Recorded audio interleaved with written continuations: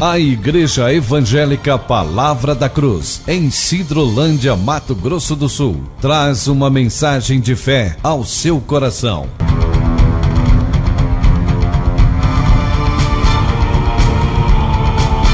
E conhecereis a verdade, e a verdade vos libertará.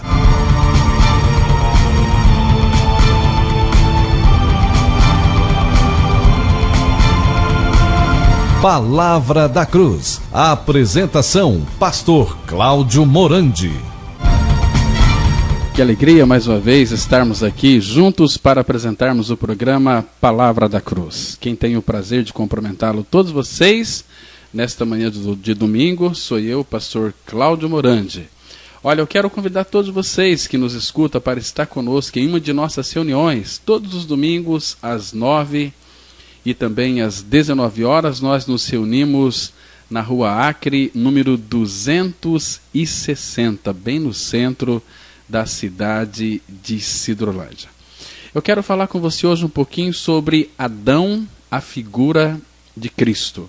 Vamos ler em nome do Senhor Jesus Cristo, em Romanos capítulo 5, verso 14. Aqui, nesse texto, o apóstolo Paulo, ele teve uma visão tão clara de referir-se à pessoa de Adão como figura de Cristo. É o que nós estaremos analisando hoje nesta reflexão bíblica. Diz assim, Romanos 5, verso 14. Entretanto, reinou a morte desde Adão até Moisés, mesmo sobre aqueles que não pecaram, à semelhança da transgressão de Adão, o qual prefigurava aquele que havia de vir. Vamos orar. Pai, nós entregamos esse tempo diante do Senhor. Pedimos ao Pai que o Teu maravilhoso Espírito conduz todos aqueles que nos ouvem até Cristo, para que Ele as receba e não os lance fora. Pai Santo, nos dê espírito de sabedoria e de revelação para conhecê-lo, o Teu amado Filho Jesus, o nosso glorioso Salvador. Em nome dele que nós oramos. Amém. Olha, meus queridos ouvintes, para nós inteirarmos devidamente do conceito relativo à união do crente com Cristo, nós temos de procurar entender a pessoa de Adão como sendo figura de Cristo. Porque aqui trata de chamar a atenção para o fato de que há algo de semelhança entre Adão e Cristo. Agora preste atenção que a diferença entre Adão e Cristo é coisa evidente a todos. Adão, ele introduziu o pecado no mundo, enquanto se sabe que Jesus, ele viveu absolutamente sem pecado, e o próprio Cristo, ele consumou a salvação minha e sua de todos os pecadores, né? E não obstante isso, há semelhança entre os dois, porque Adão e Cristo se constituem cabeças da raça humana. Porque uma vez que constituindo-se cabeça da raça, cada um deles deve ou teve, de transmitir aos membros certos elementos que se correlacionam com a respectiva cabeça. Por exemplo, em Romanos capítulo 5, versículo 12, é um texto que ressalta o fato de que Adão transmitiu à raça humana o pecado e a morte. Lá está escrito assim, Romanos 5,12. Assim, como por um só homem entrou o pecado no mundo, e pelo pecado a morte, assim a morte passou a todos os homens, por isso é que todos pecaram. Todos pecaram. Agora, em Romanos 5, verso 19, é um texto que procura dissertar mais amplamente sobre a entrada do pecado na experiência da raça humana. Então, aqui nesse texto, que quando declara que quando Adão pecou contra Deus, muitos tornaram-se pecadores. Vamos ler o texto, Romanos capítulo 5, verso 19. A Bíblia diz assim: porque como pela desobediência de um só homem, muitos se tornaram pecadores, assim também, por meio da obediência de um só, muitos se tornarão justos. Está vendo aqui, amados? Muitos tornaram-se pecadores. Por isso que não é difícil a gente perceber aqui a lição desse conceito bíblico. Por exemplo, quando foi que os seres humanos ficaram dotados de 2 olhos e de 2 vias auditivas? Certamente foi no momento quando Adão foi criado por Deus, lá no Jardim do Éden. E quando foi que os seres humanos ficaram dotados de 10 dedos nas mãos e de 10 dedos nos pés? Eu creio que também não há dúvida, aconteceu isso quando Adão ele foi criado por Deus. Então, exatamente dessa forma, quando Adão se tornou pecador diante de Deus, todos os seres humanos também passaram a ser pecadores diante de Deus.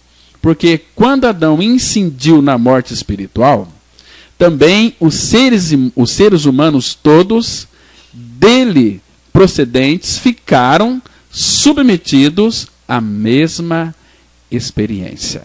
A mesma experiência. Então, sabe-se que Adão, ele não experimentou a morte física no momento quando comeu do fruto proibido. Essa experiência ele veio a sofrer posteriormente. Mas, entretanto, meus queridos e amados ouvintes, no instante que ele comeu do fruto, ocorreu-lhe a morte espiritual. E pelo fato de ele ter comido do fruto, Adão foi expulso do Jardim do Éden e foi afastado da árvore da vida, vindo, portanto, a experimentar a morte física, isso futuramente. E nesse sentido que se pode dizer que Adão morreu fisicamente no instante quando comeu do fruto, e quanto a nós, também pode-se dizer que morremos fisicamente desde quando ele comeu do fruto proibido, né, lá no Jardim do Éden. Então, amados, é muito interessante nós verificarmos que lá em Romanos 5, de 12 a 14, o apóstolo Paulo ele refere-se ao fato de que todos os seres humanos que viveram desde Adão até Moisés experimentaram a morte física. Então, não obstante saber-se da inexistência então de qualquer lei, considerando-se que o pecado não é atribuído a ninguém quando não existe a lei. O fato notório é que morreram fisicamente. Agora, para mim e para você, o que interessa observar é que Adão constituiu-se cabeça da raça humana. De modo que o que aconteceu com Adão teve de transmitir-se aos seus pósteros. No caso, eu e você. Porque todos pecaram e carecem da glória de Deus. Então, eu e você, nós somos descendentes de Adão. E é inevitável, meus amigos, que experimentemos a morte física. A menos que o Senhor volte a este mundo antes que vençamos a trajetória da existência de cada um de nós. Porque eu e você, nós recebemos de Adão um fator espiritual consistindo na evidência de que somos pecadores e um fator corporal consistindo na evidência de que somos mortais. Por que nós morremos? Porque o vírus do pecado que entrou em Adão, lá no Jardim do Éden, passou a toda a humanidade e chegou a mim e a você. Por isso que o ser humano, ele não nasce para viver, ele nasce para morrer. Quando é que ele começa a morrer? A partir do dia que ele nasce, ele começa já a morrer, a chegar ao dia da sua morte. Então, amados, Jesus Cristo veio a este mundo em carne com uma finalidade de nos libertar do nosso pecado, do meu e seu pecado, deste vírus da morte que nos levaria para a perdição eterna. Jesus Cristo, ele se fez carne. João, capítulo 1, versículo 1, diz que no princípio era o Verbo estava com Deus e o Verbo era Deus. Agora, este Verbo, a Bíblia vai dizer em João 1,14, que ele se fez carne e habitou entre nós. Agora, ele se fez carne para identificar com o homem. Ele veio para tirar o pecado do homem. Isso ele fez de uma forma tão maravilhosa. A obra da salvação é uma obra tremenda, uma obra graciosa, gloriosa, que nenhuma religião deste mundo consegue libertar o homem do pecado, a não ser Cristo. Não é pastor, não é padre, não é nenhum órgão religioso, nenhuma denominação cristã consegue libertar o homem do seu pecado. O único que consegue é Cristo, e ele já libertou. Ele lá naquela cruz, quando estava crucificado, pendurado, quando ele consumou toda a obra, ele disse assim para o Pai, lá em João capítulo 19, disse assim, está consumado. Essa palavra consumado significa tetelestai, significa que a obra foi acabada. Por isso que a obra da salvação não precisa do desempenho humano, não precisa do nosso esforço, embora tem muitos crentes cabeça dura se esforçando aí para ser salvo, para buscar as bênçãos de Deus. Uma vez que Cristo foi crucificado, quando levantaram a cruz, a Bíblia diz que ele nos atraiu a si, fomos colocados no corpo de Cristo. Então, quando Jesus Cristo morreu, nós estávamos em Cristo, nós também morremos, porque este é o fato da palavra de Deus, escrito em 2 Coríntios capítulo 5, versículo 14, que afirma, o amor de Cristo nos constrange, julgando nós isto, um morreu por todos, logo todos morreram. Eu quero que você observe nesse versículo aqui, que a Bíblia está dizendo, não é a minha religião, e eu não tenho compromisso com religião, meu compromisso é com a verdade da palavra de Deus, eu tenho que falar a verdade, doa quem doer, você goste ou não goste, eu preciso de pregar a verdade. A mesma Bíblia que diz que Cristo morreu, ela está afirmando que o pecador também morreu. O amor de Cristo nos constrange, julgando nós isto, um morreu por todos. Quem que morreu por todos? Jesus. Olha o que diz o seguinte, logo todos morreram. Está vendo? A sequência diz que todos morreram. Um morreu por todos, foi Jesus. Logo todos morreram. Então eu preciso de crer, porque enquanto eu não crer nesta verdade de que eu fui crucificado com Cristo e morto com Cristo, eu sempre serei um pecador. Eu posso ser crente, eu posso ir na igreja, eu posso ser batizado, eu posso orar, eu posso ler a Bíblia, sem contudo não ter a certeza do meu novo nascimento. Porque novo nascimento é uma troca de coração. Ele disse lá em Ezequiel 36, 26, tirareis da vossa carne o coração de pedra e vos darei um coração de carne. Agora, este transplante de coração foi realizado lá naquela cruz. Quando Cristo morreu, ele nos atraiu, ele nos puxou, fomos colocados em Cristo. Então, quando ele morreu, o pecador também morreu com Cristo.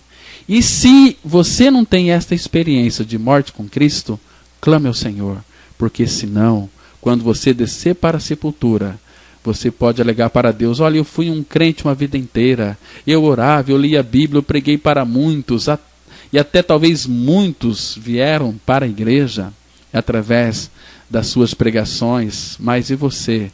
Você já creu que você está morto com Cristo? Porque a única maneira de sermos justificados é morrendo com Cristo. Romanos 6,7 diz essa verdade. Porquanto aquele que está morto, justificado está do pecado. E o versículo 8 vai dizer aonde é que nós morremos.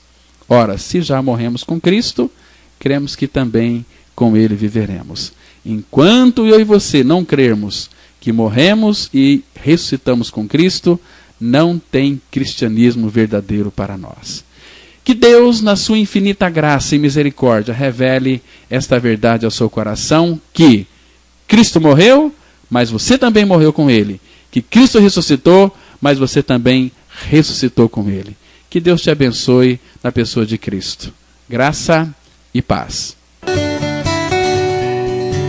Se você se identificou com esta mensagem e quer saber mais sobre ela, ligue para o telefone 0 operadora 67 3272 2693 ou venha nos fazer uma visita na Rua Acre, número 260, no centro de Sidrolândia, Mato Grosso do Sul.